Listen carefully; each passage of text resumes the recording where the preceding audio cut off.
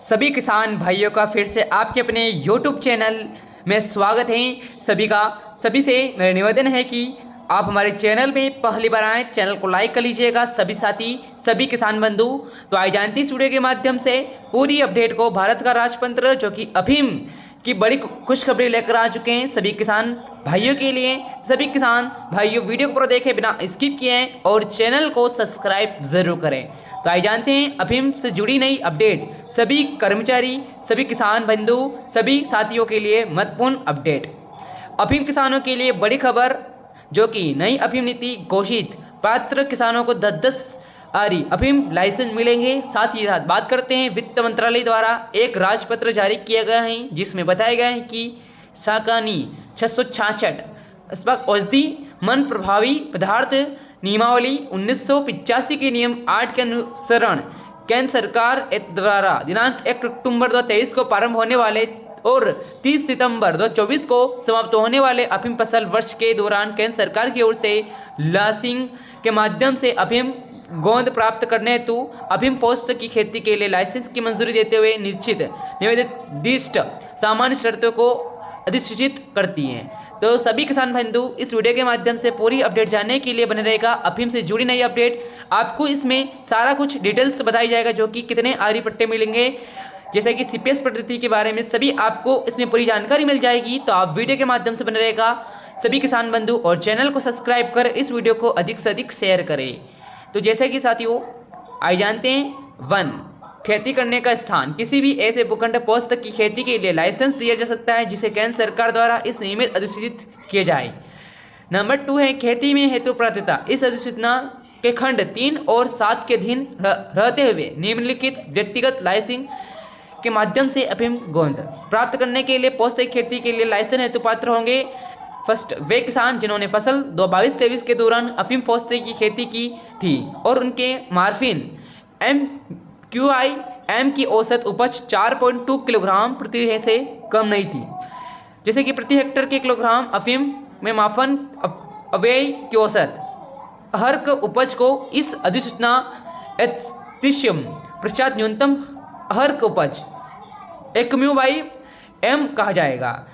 जैसे कि साथियों किसान बंधु, किसान जिन्होंने इससे संबंधित प्रावधानों से अनुसार केंद्रीय स्वायत्त ब्यूरो रेक में फसल 2021-22 के और 22-23 के दौरान अपनी संपूर्ण पोस्ते की फसल जुताई की हो, परंतु जिन्होंने इसी तरह फसल 2019-20 के दौरान अपनी संपूर्ण पोस्ते फसल की जुताई नहीं की है, और साथ साथ किसान जिनके लाइसेंस मंजूर न करने के खिलाफ अपील को फसल वर्ष 2022-23 के निपटान की अंतिम तारीख के बाद अनुमति दे दी गई है। और किसान जो फसल वर्ष 2022-23 के लाइसेंस के लिए पात्र थे किंतु किसी कारणवश उन्हें लाइसेंस प्राप्त जारी न किया जा सका, अथवा जिन्होंने अनुवर्ती फसल वर्ष के लाइसेंस प्राप्त करने के बाद किसी कारणवश अफीम पोस्त खेती वास्तव में न करी हो, किसान जिनको किसी मृत प्राप्त किसान ने फसल वर्ष 22-23 के लिए फार्म 7 देखें, जो कॉलम 11 में निम्नलिखित हैं। जिला अफीम अधिकारी द्वारा निर्धारित प्रक्रिया का पालन करने के बाद मृत पात्र कृषक को कानूनी वारिसों में एक से मामलों में जहां किसी भी कारण से किसान के विधित उत्तराधिकारी फार्म 1 नियमित नहीं किया गया है। किसी फसल वर्ष फार्म 1 से जिस व्यक्ति को नियमित किया गया है वह पारिवारिक सदस्य रक्त संबंध की परिभाषा से अंतर हो गए हैं। तो जैसा कि साथियों बात करते हैं लाइसेंस की शर्तें की, तो आइए जानते हैं इस वीडियो के माध्यम से बने रहेगा सभी किसान बंधु, और चैनल को सब्सक्राइब नहीं किया है तो चैनल को अधिक से अधिक सब्सक्राइब करें, इस वीडियो को शेयर करें। लाइसेंस की शर्त, किसी भी किसान को तब तक लाइसेंस मंजूर नहीं किया जाएगा जब तक कि वह निम्नलिखित शर्तों को पूरा करता ना हो। तो जिससे उससे वास्तविक खेती के दौरान फसल वर्ष 22-23 के दौरान पोस्ते खेती के लिए लाइसेंस सुविधा वास्तविक क्षेत्र 5% क्षेत्र के अधिक क्षेत्र खेती न हो कि हो, उसने कभी भी अफीम पोस्ते की अवैध खेती नहीं हो, तथा स्थाव औषधि तथा मन प्रभावी पदार्थ अधिनियम 1985 और इसके अंतर्गत बनाए गए नियमों के अंतर्गत उस पर किसी अपराध के लिए किसी समक्ष न्यायालय में आरोप नहीं लगा हो। उसने फसल वर्ष 22-23 के दौरान केंद्रीय स्वायत्त ब्यूरो स्वापक आयुक्त द्वारा किसानों को जारी नहीं किन्हीं विभाग की अनुदेशों की उल्लंघना नहीं किया हो। और चौथा है कि अधिकतम क्षेत्र सभी पात्र निविदा किसानों को ऊपर बताए गए खंड 2 के अंतर्गत 0.10 हेक्टेयर के लिए लाइसेंस दिया जाएगा। और यदि किसान चाहे तो लाइसेंस प्राप्त क्षेत्र बनाने के लिए दूसरों की भूमि पट्टे पर लेने की अनुमति दी जाएगी। और साथ ही पूर्व चेतावनी, आने वाले वर्ष अर्थात 2024-25 के अंतिम पौष्टिक खेती के लिए लाइसेंस प्राप्त करने की अपात्रता हेतु फसल वर्ष 23-24 के दौरान 5.9 किलोग्राम मार्फिन प्रति हेक्टेयर की न्यूनतम हर उपज MQI देना जरूरी है। वर्ष 23-24 के दौरान दी गई अफीम में मार्फिन की मात्रा फसल 24-25 के भुगतान का आधार माना जा सकता है। यदि सरकार इस बारे में निर्णय ले, ऐसे में किसान जिन्होंने फसल वर्ष 21-22 और 22-23 के दौरान अपनी पूरी फसल की जुताई कर दी है, उनको फसल वर्ष 24-25 के लिए लाइसेंस का पात्र नहीं माना जाएगा।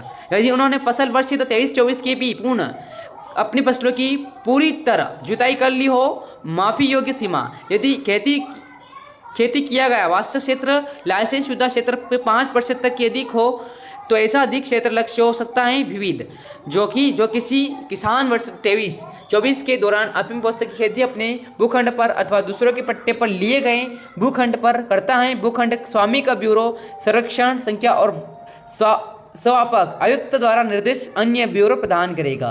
इन सामान्य लाइसेंस शर्तों से स्वापक आयुक्त किसी भी लाइसेंस को जारी करने उसे रोकने के अधिकार को उस स्थिति में कोई क्षति नहीं पहुंचती है जब किसी व्यापक औषधीय मन प्रभावी पदार्थ अधिनियम 1985 के बंदों और उसके अंतर्गत बनाए गए नियमों के अनुसार ऐसा करना ठीक समझा जाए।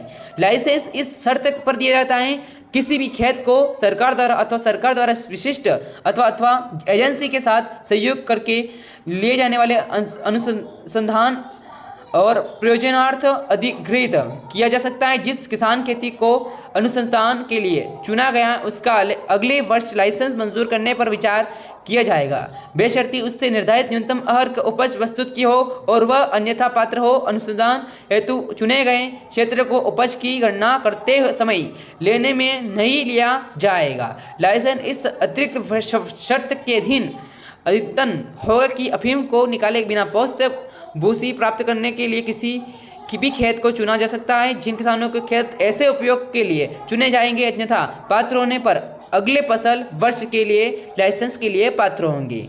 साथ ही आपको बता दें कि 5वें पॉइंट में जो कि जिसे किसान द्वारा सौंपी गई अफीम यात्रा की गणना राजकीय अफीम एवं शारोद कार्यशाला नीमच अथवा गांजीपुर के विश्लेषण के आधार पर 70 डिग्री गार्ड पेन पर की जाएगी।